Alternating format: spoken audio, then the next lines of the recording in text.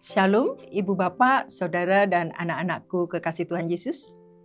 Puji syukur kepada Allah, hari ini kita masih diberi kesempatan untuk menerima sapaan firman-Nya melalui program Sapaan Harian Gereja Kristen Jawa Manahan, Surakarta.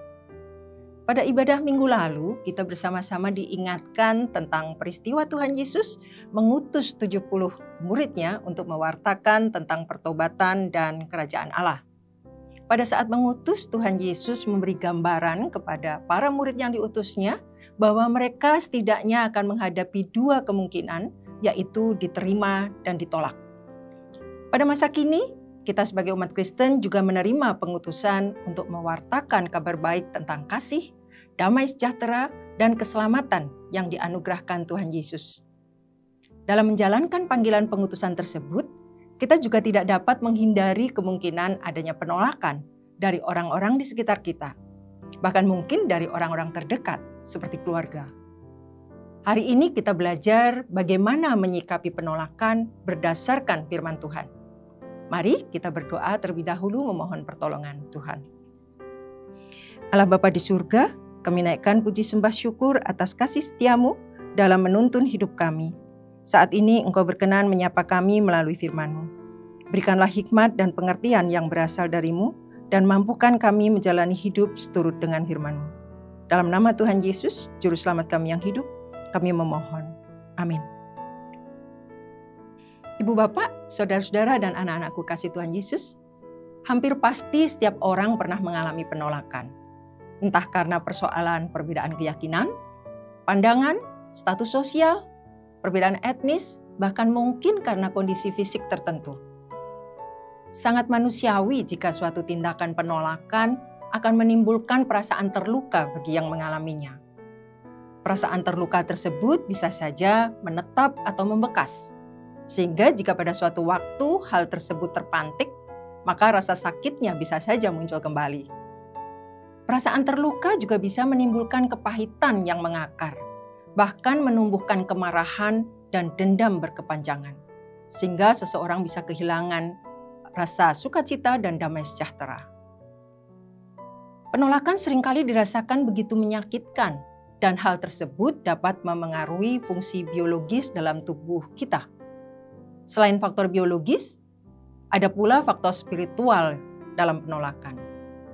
Musuh besar kita, yaitu iblis, selalu menginginkan kita menanggapi rasa sakit karena penolakan dengan cara yang merugikan, yang mengarahkan kita kepada dosa dan perpisahan dari Allah.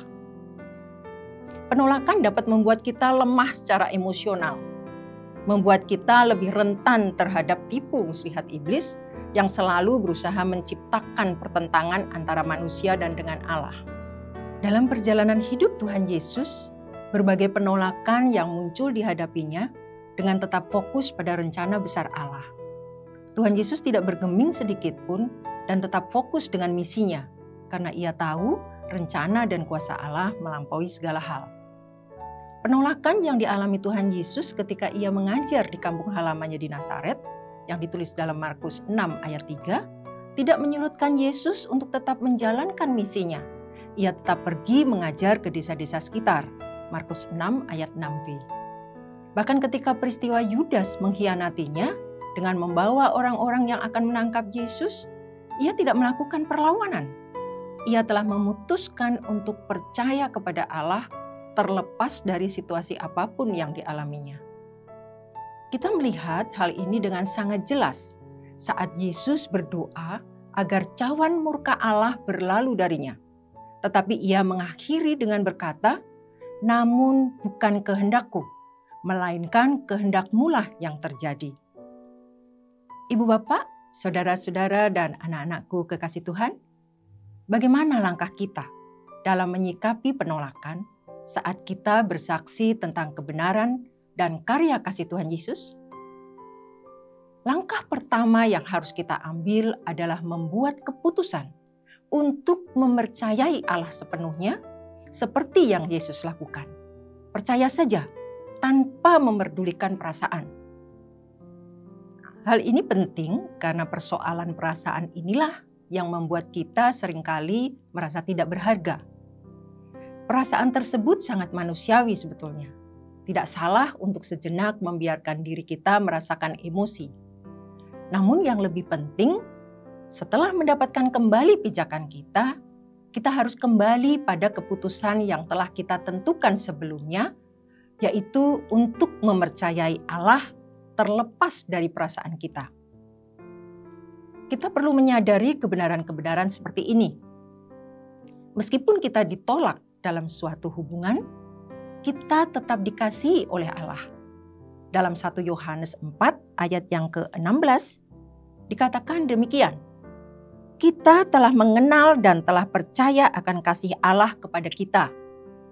Allah adalah kasih, dan barang siapa tetap berada di dalam kasih, ia tetap berada di dalam Allah, dan Allah di dalam Dia.